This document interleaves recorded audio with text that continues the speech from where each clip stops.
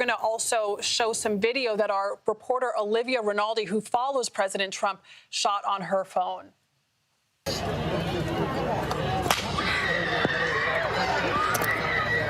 my gosh. Okay? Yes, don't.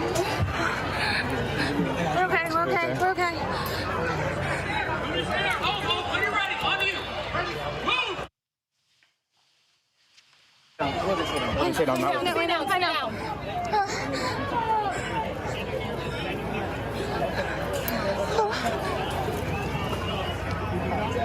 You okay, Scott? Yes, stay down. Everyone stay down.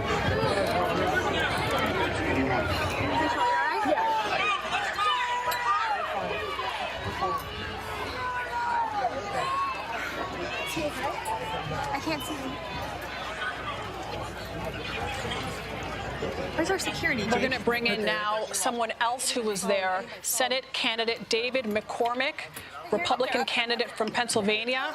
Mr. McCormick, can you hear me? Yes, I can. Please describe what you saw, what transpired, and where you were when all of this happened. Yeah, well, I was in the front row. President Trump was facing the audience, and I was to his right in the front row. And he had just announced me and invited me to come up on the stage. And I was starting to get up on the stage, and then he said, "No, I'll call you up in a little bit." And about a minute or two later, there was a number of shots. The popping sounds, it was like 7 or 8 shots, and it wasn't clear exactly where they were coming from. It felt like they were coming to President Trump's left as he faced the audience. And, you know, it was just mayhem. There was the Secret Service immediately knocked him down and jumped on top of him. And then they got him to his feet, and they were surrounding him. And you saw this fist come out of the group, or, you know, I think making it clear that he seemed like he was okay. I don't know if he was actually hit or not. There looked like there was a little bit of blood, but his fist came out as, I guess, a sign that he was okay. And then to my back, there was some commotion, and I looked over my shoulder. Everybody was, the moment the shots happened, everybody got down on their knees or down on their, you know, laid down.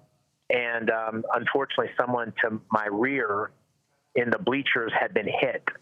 And the people around, it looked like him. It looked like a large man. People were trying to administer first aid, and there was blood everywhere, unfortunately. And eventually, within a few minutes, the police came and carried that person out, presumably to get the kind of emergency care they needed.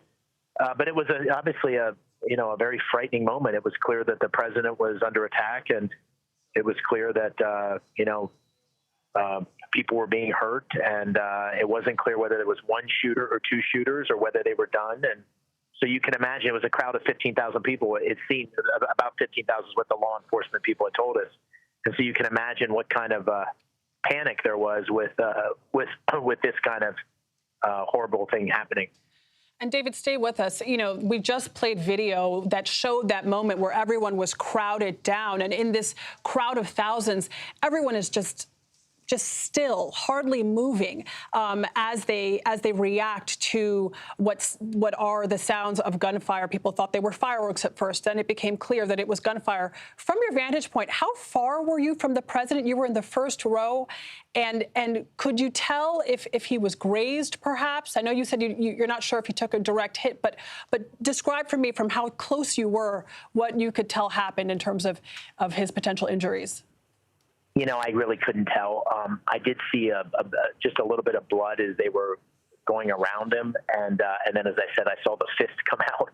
But I couldn't tell the nature of his injuries. It all happened in the blink of an eye. And initially, I wasn't focused just solely on the president when the shots started happening. And you know, it seemed from where I was sitting, the shots were opposite from me. But I think there's also a possibility the shots were coming from two sides. I don't know what's been discovered thus far, but I'm not sure it was just one gunman or two gunmen.